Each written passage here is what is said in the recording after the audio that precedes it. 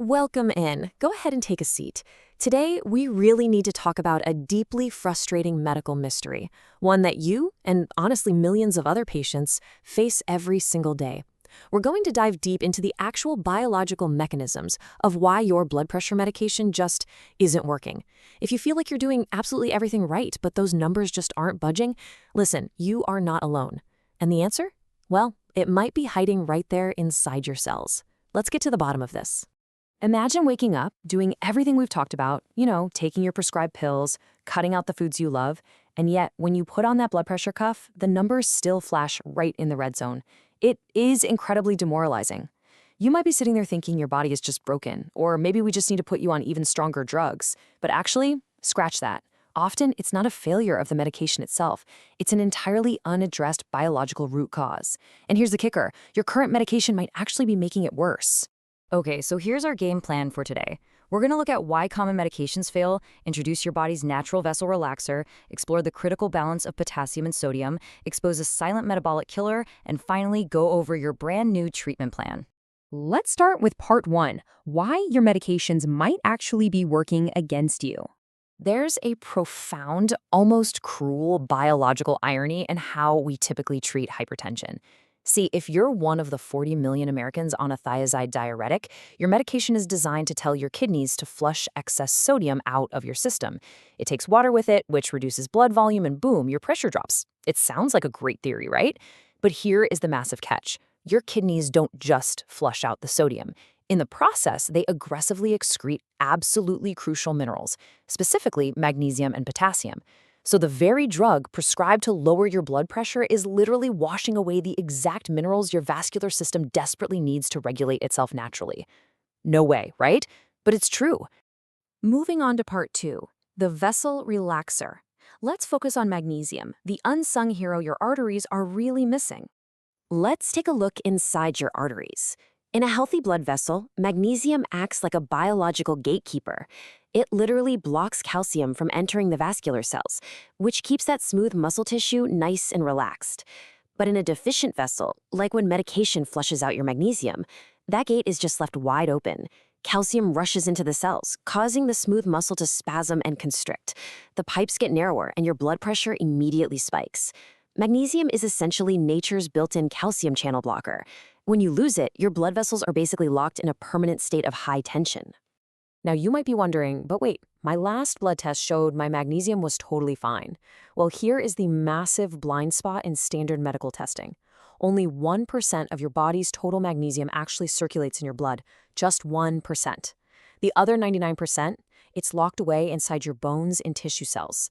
And your body will aggressively steal magnesium from your tissues to keep that 1% in the blood stable, simply because your heart needs it to beat. So by the time a standard serum blood test shows you're low, your tissues have already been severely, chronically depleted for a long time. All right, part 3, potassium, the absolutely crucial counterweight to sodium.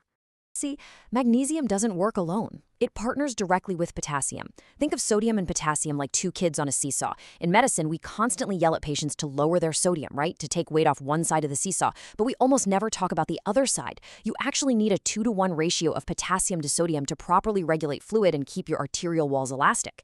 If you aggressively cut salt, but your potassium is virtually non-existent, that seesaw is still totally unbalanced. And remember, potassium can't even function properly if you're deficient in magnesium. They absolutely rely on each other. 47. So why is this number so important? Well, the recommended daily intake of potassium is 4,700 milligrams. But due to regulatory limits, standard over-the-counter potassium supplements max out at just 99 milligrams per pill. Think about that for a second. That means if you wanted to hit your daily requirement using typical supplements, you would literally have to swallow 47 pills every single day. That is completely absurd. It's just totally impractical. And this is exactly why I always emphasize the plate versus pill reality. You simply cannot supplement your way out of a severe potassium deficit with those tiny little tablets. You have to eat it. We're talking about getting back to an ancestral diet where early humans consumed massive amounts of potassium naturally. For you, right now, that means loading up on high potassium whole foods, giant leafy green salads, avocados, just a really wide variety of vegetables. And to bridge any gaps, high-quality, high-dose electrolyte powders are a fantastic, practical tool to make sure you're getting thousands of milligrams of potassium daily without having to swallow literal literal handfuls of capsules. Let's move to part 4, the silent killer. Long before anyone ever gets a high blood pressure diagnosis, a complete metabolic disaster is unfolding behind the scenes. In years 1 through 5, a diet high in refined sugars and carbs forces the body to constantly pump out insulin. By years 5 to 10, the cells basically get tired of this constant insulin shouting and become resistant to it. You develop insulin resistance. Then year 10 and beyond, this metabolic dysfunction literally changes the physical structure of your blood vessels. Your arterial walls progressively stiffen and lose all their flexibility. We've been tracking your blood pressure, sure, but standard practice rarely checks fasting insulin levels. So this arterial stiffness progresses completely under the radar until the damage is already done. Finally, part 5, the doctor's solution. Here is my exact plan for you. Here is the actionable 3-step clinical prescription I want you to follow so we can actually address these biological root causes. We need to measure accurately, change the metabolic environment, and replenish the exact minerals your body is starved of. Let's break these steps down. Step 1, we are going to stop relying on standard blood tests. Today, I'm ordering an RBC, or red blood cell, magnesium test for you. By looking right inside the red blood cells, this test gives us a much more accurate reflection of what is actually stored in your tissues. Honestly, it's the only way to catch that hidden, subclinical deficiency that's forcing your arteries to constrict in the first place. Step 2 is targeted replenishment. You can't just take any cheap magnesium off the grocery store shelf. A lot of those act like laxatives and are barely absorbed. The biological mechanism requires highly bioavailable forms. Magnesium glycinate is the absolute gold standard I recommend, boasting an absorption rate of up to 80%. But you can't just take a massive dose once a day because your body will just flush out what it can't process immediately. Your protocol is to start with about 150 milligrams per dose, spread out 3 to 4 times a day. And hey, be patient with this. It takes several weeks to pack that magnesium back into your bone and vascular tissue.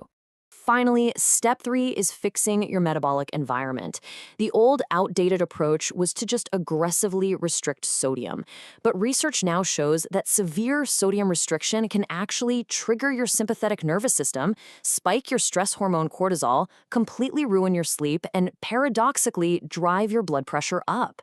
So our new biologically sound approach is to focus on a low-carbohydrate diet combined with intermittent fasting. This actually tackles the root cause of insulin resistance. It helps heal that arterial stiffness. Studies show that fixing this metabolic dysfunction alone can drop your blood pressure by an average of 10 points. And we're talking without adding a single new pill to your routine.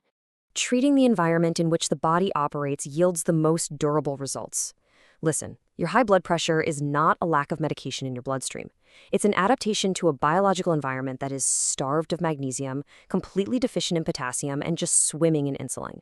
If we just suppress the symptom with a drug that further drains your minerals, we are fighting a losing battle. But if we fix the environment, your body knows exactly how to heal itself.